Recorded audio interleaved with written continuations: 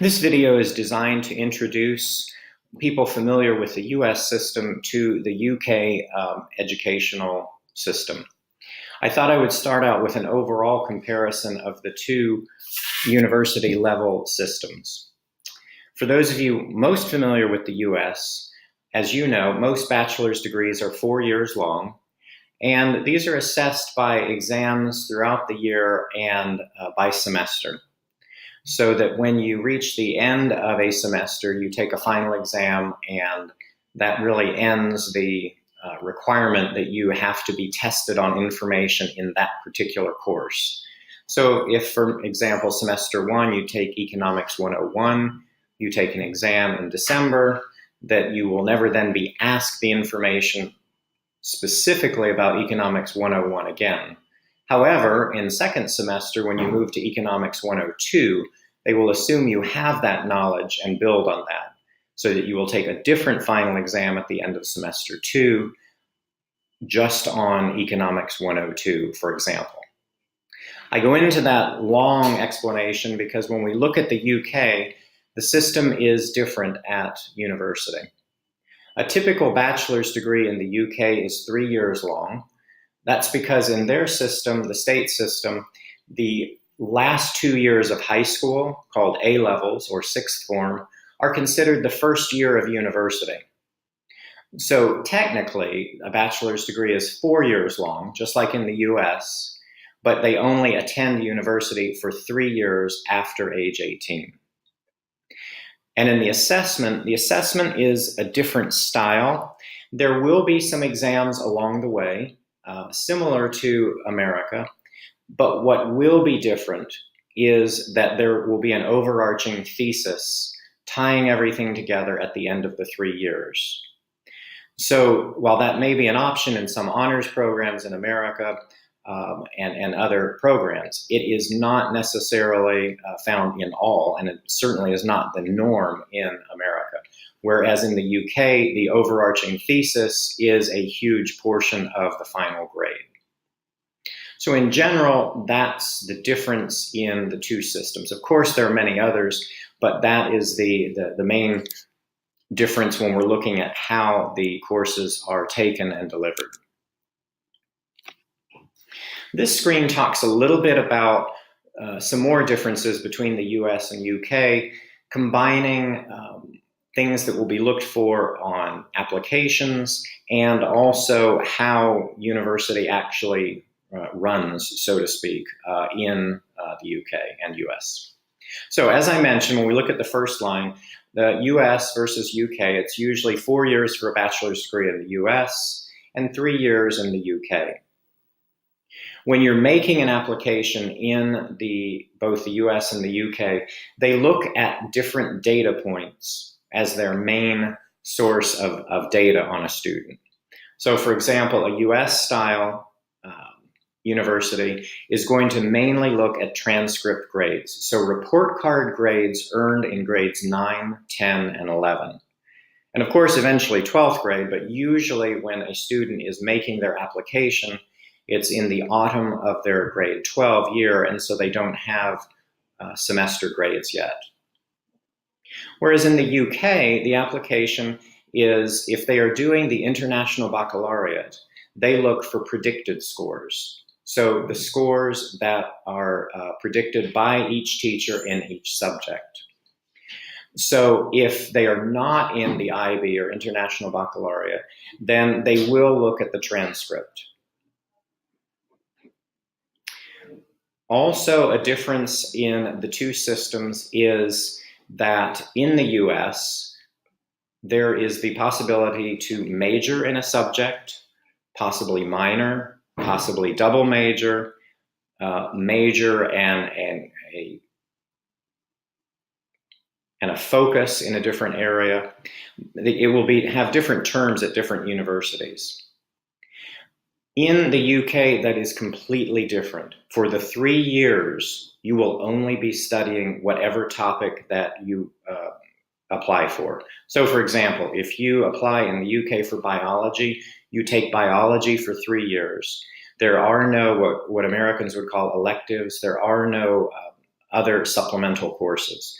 only focused on the subject that they have chosen to study.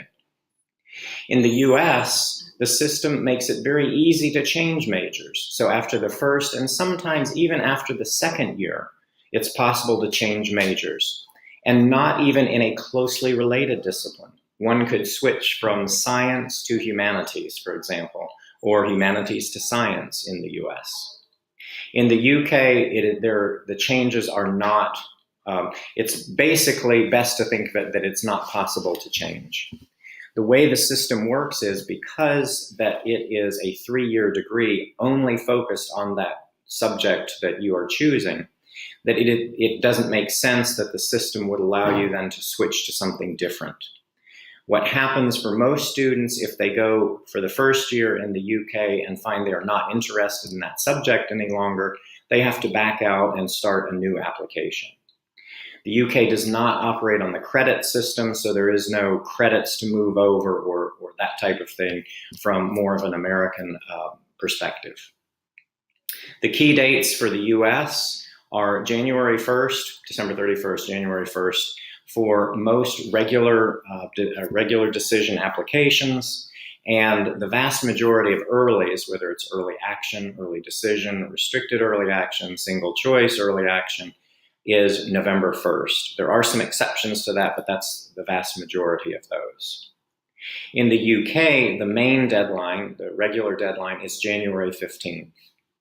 There is an earlier deadline of October 15th if a student is applying to either Oxford, Cambridge, medical, veterinary, or dental school.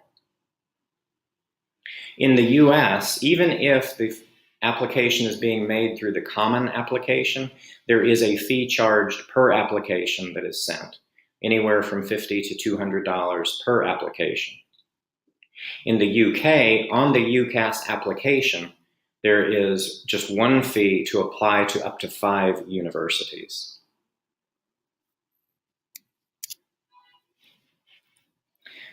Some other differences I want to go over to help you understand how the systems are similar and or different. In UCAS is, because about 98% of universities in the UK are public universities, and therefore they all participate in the UCAS system, which is the Universities and Colleges Admission Service.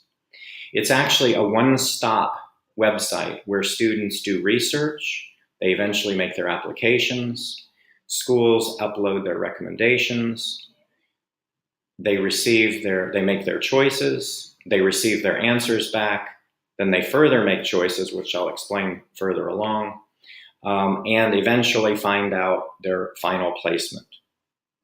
So I will talk about each of those in turn. The first thing to be aware of is, in the UK, universities and colleges take on a different meaning than in the US. In the UK, and there are some exceptions that I'll mention, but in general, when you see something, an institution that is named university, it is a bachelor's or higher degree granting institution.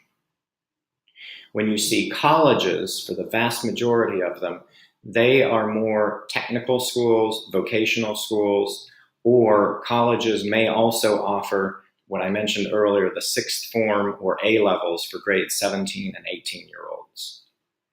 One of the major exceptions to this is both Oxford and Cambridge universities, which consist of a series of colleges that make up the university. So that would be the exception to the rule. But in general, across most of the UK, when you see the term college in an institution, it is not a bachelor's degree granting institution. Another difference is when a student is applying for UCAS, a course in UCAS, there may be prerequisites that they are required to take in high school. For example, using the biology example earlier, if a student in the US wants to apply for a major in biology, they do not necessarily have to have had biology in high school. In the UK, it would be required, if you wanted to study biology, to have had biology in high school. Now, this only applies to subjects for which there is a course offered. So, for example, If a student wanted to study archaeology in the UK, there is no prerequisite called archaeology in most high schools, so therefore it would not be required. Another main difference between the US and the UK is that the UK system is not holistic. What that means is, in the US system, a variety of criteria are examined by universities in the student's portfolio. This includes grades. It can include standardized test scores. It will include activities. It will include leadership. It will include the student essays. It will include up to 3 recommendations, 2 from teachers and 1 from their guidance counselor usually. And all of these things are considered holistically for their application. In the UK, that is not the case. Using that example of biology again, a student who is applying for biology in the UK, thinking of the prerequisites, one of the things they have to have had is biology. Then, when they are making their UCAS application, there is only 1 recommendation that is included for UCAS. This can be handled differently by different high schools. Some high schools would ask the subject teacher to write the recommendation for the student. So, for example, a biology teacher would write the biology recommendation for a student. Other high schools handle it differently and may collect comments from a variety of teachers, and someone like the counselor would put together 1 recommendation incorporating all of those comments. Secondly, the student would write a personal statement. A personal statement is very different than a US college entry essay. A personal statement focuses specifically on the course of study that they want to apply for, what they bring to the table, their experience, their passion, their enthusiasm, and what they like about the courses that they see. This can be a bit of a challenge because there is only 1 personal statement by each student that goes to 5 different universities. So it has to be specific enough to encompass those 5 universities, but not too general so that it isn't specific to those. And that's where the counselor helps with their personal statement and the recommendation. Those are just some of the major differences that we are looking at when we're considering whether it's the US or UK systems. Let me further go into the UCAS application. The UCAS process begins with, similar to the US, begins with applications being submitted in the autumn, maybe as late as January 15th, for courses of study beginning the next autumn. So that timing is the same. What happens is, as I mentioned earlier, the student can make 5 choices on UCAS, and it's limited to just 5. There's no possibility to add more than 5. So the student, working with the counselor, does research and applies to 5 universities where their numerical qualifications are in the right range. Following that, they write the personal statement, as I've just made reference to. There is also 1 recommendation that is written. Again, it can be either by the subject teacher or by a combination of all the teachers. Grades will be included, as I mentioned earlier. If they're doing the International Baccalaureate, then their predicted scores would be very important.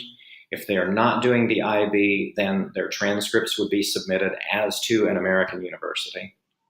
And this surprises Americans sometimes, that if they're not doing the IB, they will need either SAT or ACT test scores to submit to most British universities. Finally, they make their 5 choices on the application. So with all those elements done, they submit the application before January 15th, pay the 1 fee. Hopefully, if the research has been done well, they will get 5 offers back sometime between January 15th and March 31st. If they do, let's assume the student has been successful in all 5. Then the student must choose the top 2, what's called their first choice and their insurance choice.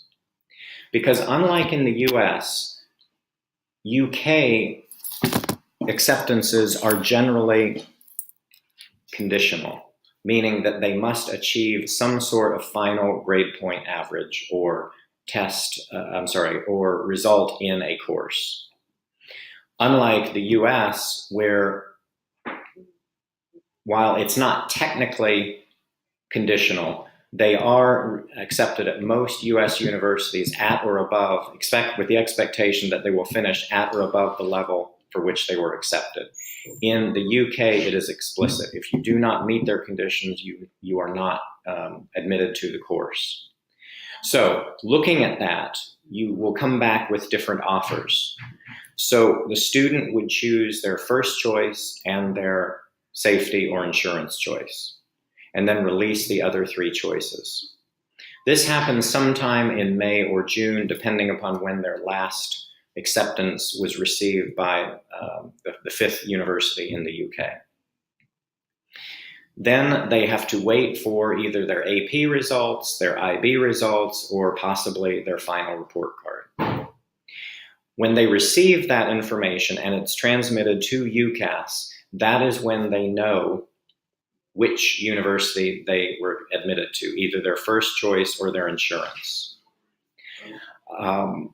So in this process, it's as I mentioned, everything occurs through the UCAS website. The application is made and submitted. The offers come back. The students make their two choices on UCAS, and then once the results are received by UCAS, then it is verified whether they made their first or insurance offers. As I have just mentioned, after submitting the application, the offers come back either conditional or unconditional. They must select two, so their first choice and insurance, and release the others. If it is conditional, once the conditions are met, the result is then known, but not before.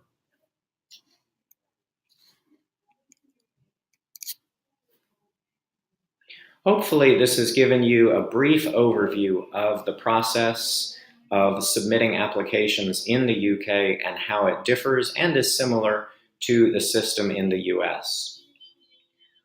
If you do have any further questions, please do not hesitate to get in touch with me, and we can discuss any specific concerns that you may have. Thank you for listening.